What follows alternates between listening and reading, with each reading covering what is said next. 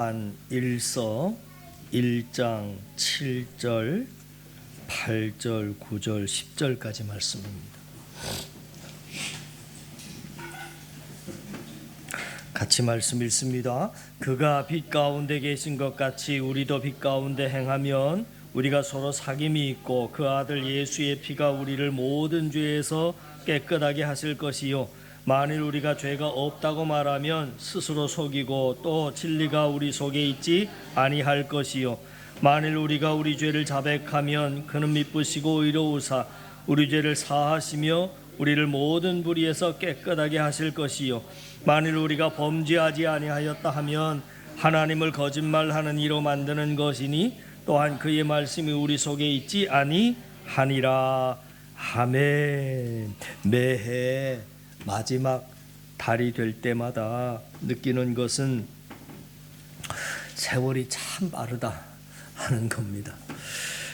그래서 모세는 이렇게 말합니다. 우리의 연수가 70이요 강건하면 80이라도 그 연수의 자랑은 수고와 슬픔뿐이요 신속히 가니 우리가 날아가니이다. 인생의 빠름을 모세는 신속히 날아간다 그렇게 표현을 하고 있습니다. 여러분들에게 있어서 2025년 한 해는 어떤 의미가 있었습니까? 어떤 분들은 올해 너무 좋은 일들이 많아서 올해는 정말 나를 위한 한 해였던 것 같다 이렇게 생각하시는 분도 있을 것이고, 또 반면에 어떤 분들은 여러 가지 힘들었던 일들로 인해서 정말 빨리 지나가 버렸으면 좋을 것 같은 해 이렇게 생각하는 분들도 있을 것입니다. 그러나 내가 어느 쪽에 속해 있든지 올 한 해를 마감하면서 제일 먼저 해야 할 일이 있는데 그것은 마지막 매듭을 어떻게 짓는가 하는 것입니다. 하나님께서 우리 인간을 만드신 목적에 대해서 이사야서 43장의 그 목적을 이렇게 성경은 말합니다. 이 백성은 내가 나를 위하여 지었나니 나를 찬송하게 하려 함이니라 그랬습니다. 그러니까 여기 보면 우리를 왜 지으셨다고 나오냐면 하나님을 찬송하라고 우리를 지으셨다는 것입니다. 찬송이라고 하는 것은 피조물인 우리가 조물주 되신 하나님께 감사와 영광을 돌려드리는 것을 말합니다. 그러므로 우리가 한 해의 마지막을 향해 달려가면서 꼭 해야 할 일이 있다면 그 순위가 나에게 지난 1년 동안 하나님이 행하신 일들을 기억하면서 그 하나님께 감사와 영광을 돌려드리는 일입니다.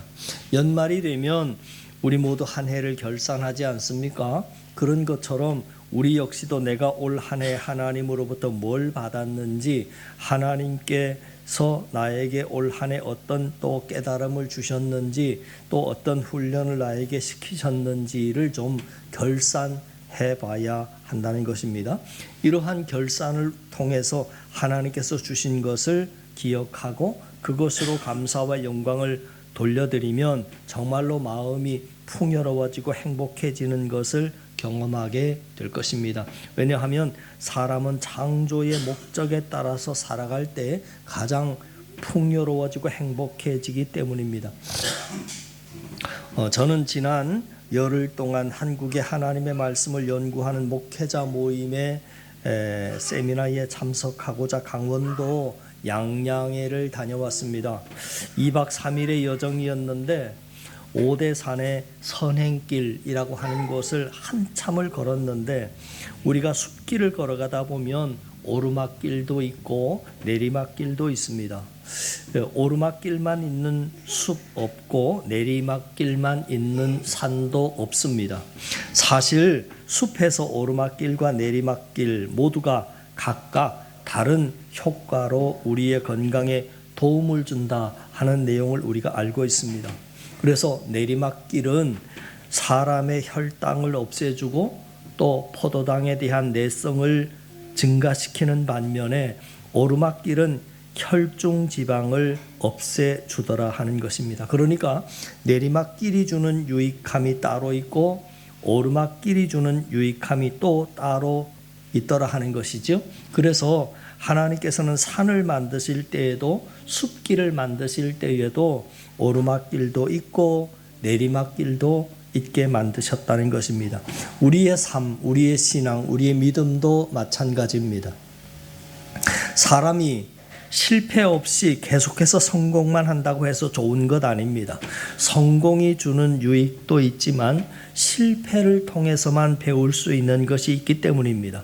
그래서 하나님께서는 우리의 인생을 인도하실 때에도 우리가 균형 있게 성장하도록 어떤 해에는 성공이라고 하는 오르막길을 걷도록 하시고 또 어떤 해에는 실패라고 하는 내리막길을 걷게 하시는 것입니다. 그렇기 때문에 올 한 해를 여러분 되돌아보면서 올해는 정말 내 삶과 신앙이 내리막길이었다 이렇게 생각하시는 분들도 그것으로 인해서 감사할 수 있어야 한다는 것입니다. 실패와 아픔 속에도 영적인 자양분이 반드시 들어있기 때문입니다. 한 해의 마지막을 향해 달려가는 이 시점에서 여러분이 아무리 바빠도 하나님과 결산의 시간을 가지시고 그 감사의 고백을 가지고 하나님 앞에 나와 감사와 찬송을 드리심으로 말미암아 하나님이 나를 지으신 목적에 부합한 삶을 살아가는 저와 여러분 되기를 간절히 바랍니다. 자, 우리가 하나님의 은혜를 곰곰이 생각할 때 가장 먼저 생각해야 할 큰 은혜는 구원의 은혜입니다.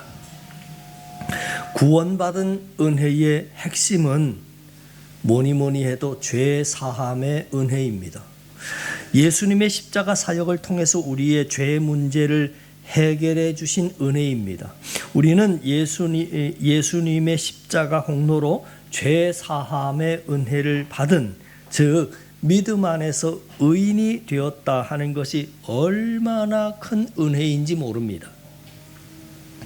우리가 살면서 계속해서 죄를 짓더라도 십자가 공로를 의지해서 우리의 죄를 하나님 앞에 자백하고 돌이켜 회개하면 우리의 죄를 하나님께서는 눈보다 더 희게 깨끗하게 씻어주심을 약속하면서 성경은 이렇게 기록하고 있습니다.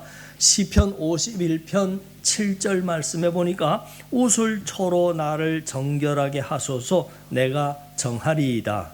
나를 씻기소서 내가 눈보다 희리이다.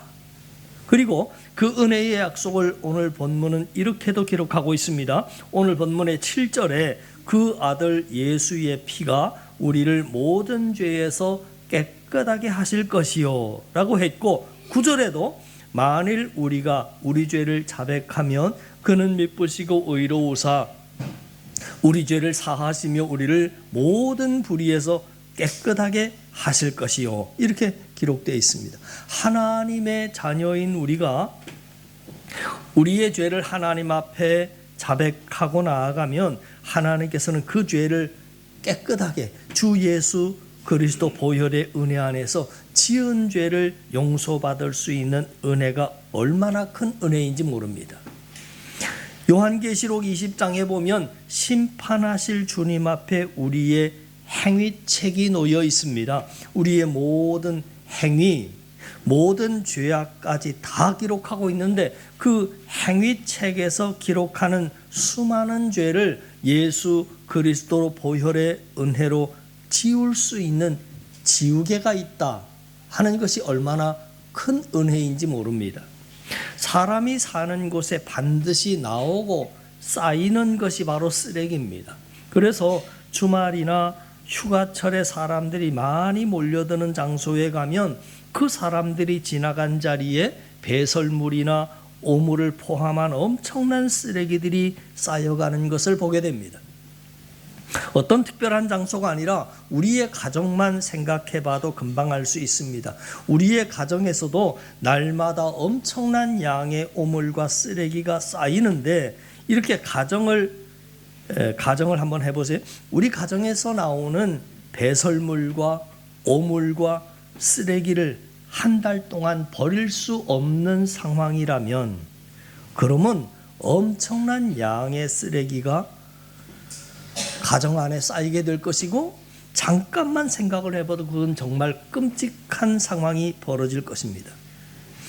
예수님을 알지 못하는 사람들의 삶이 꼭 그런 삶입니다. 날마다 죄악의 쓰레기가 내 안에서 나오는데 그럼에도 불구하고 그 쓰레기를 처리할 수 없다 하는 것입니다. 어떻게 해서든지 처리할 방법이 단 하나가 없습니다.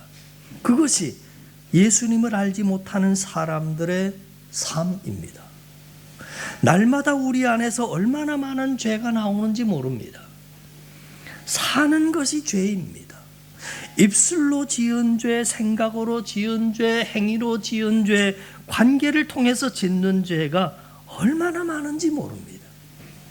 하나님을 알지 못하는 사람들만 짓는 것이 아니라 예수님을 믿는 우리도 똑같이 그 죄를 짓고 사는데 그 죄를 계산해 보면 그 죄의 양이 얼마나 많은지 모릅니다. 그러나 문제는 똑같이 이 죄악의 쓰레기들이 나오는데 세상 사람들은 그 죄악의 쓰레기를 버리거나 태우거나 없앨 수 있는 방법이 하나도 없다 하는 겁니다. 예수님을 알지 못하기 때문에 죄 사함을 받을 수 있는 길과 방법이 없습니다. 죄 문제를 처리할 수 없는 삶을 집으로 비유하자면 화장실 없는 집과 꼭 같습니다. 생각해 보세요. 아니, 화장실에 변기통이 있기는 있는데 변기에 쌓여 있는 오물을 내릴 수 없다. 그런 집에서 산다면 평생을 그런 집에서 살았다고 여러분 생각해 보세요. 생각만 해도 끔찍하지 않습니까? 물론 우리도 죄를 짓습니다. 배설물들을 우리도 내어놓습니다. 그러나 그 죄악의 배설물들을 처리하고 없이 할 수 있는 방법이 있다라고 하는 것이 얼마나 큰 은혜인지 모릅니다. 우리가 지은 죄를 지은 이후에 하나님 앞에 나아가서 자복하고 회개함으로 우리의 죄를 십자가 아래에 묻을 수 있습니다. 죄를 묻을 수 있고 처리할 수 있는 길과 방법이 있는데 세상 사람들은 그런 게 없습니다.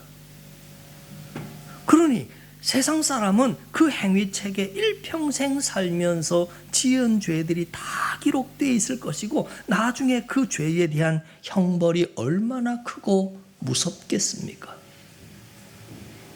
우리가 이 사실을 생각하면 날마다 하나님의 자녀된 신분으로 우리가 예배의 자리, 기도의 자리에 나와서 우리의 죄를 회개할 수 있고, 그래서 우리도 오늘도 우리가 이 하루를 살아갈 때 먼저 하나님 앞에 회개하고 정결해진 모습으로 죄악의 짐을 다 내려놓고 영적으로 가벼워진 모습으로 새롭게 하루를 시작할 수 있다는 것이 얼마나 큰 특권이고 은혜인지 모릅니다.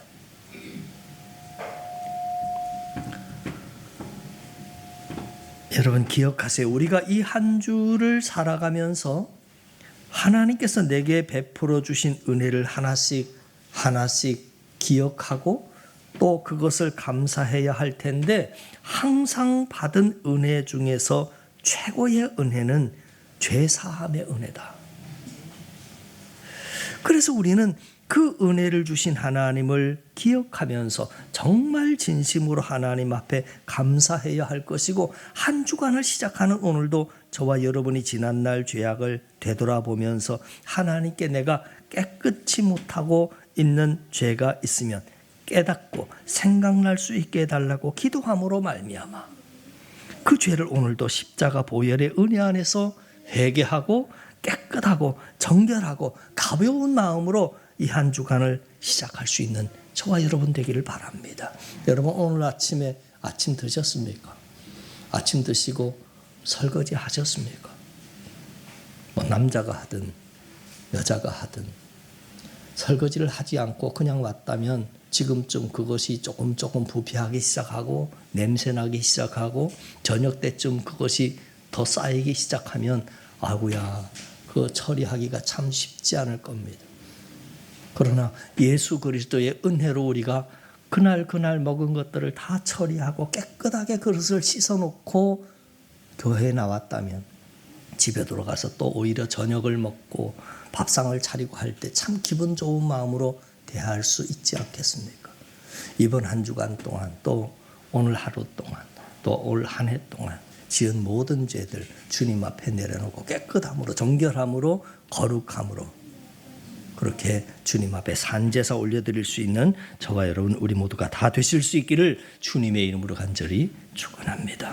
기도드립니다. 하나님 아버지, 변기에 쌓인 오물을 내릴 수 없는 그 생각만 해도 끔찍한 삶의 집에서 살아온 우리에게 그 죄악의 배설물들을 처리하고 없이 할 수 있는 길을 열어주신 그 큰 은혜를 깨닫게 하시니 감사드립니다. 연말을 향해 달려가는 이 시점에서 감사의 내용을 하나하나 돌이켜보고 또한 지난날 내가 지어왔고 쌓아왔던 죄악들도 하나하나 돌이켜보고 아직도 남아있는 미처 깨닫지 못한 죄들도 생각나게 하셔서 이번 연말이 성결의 삶으로 나아가는 복된 나날들이 되게 하여 주시옵소서. 우리 구주 예수 그리스도 이름 받들어 간절히 기도하옵나이다. 아멘.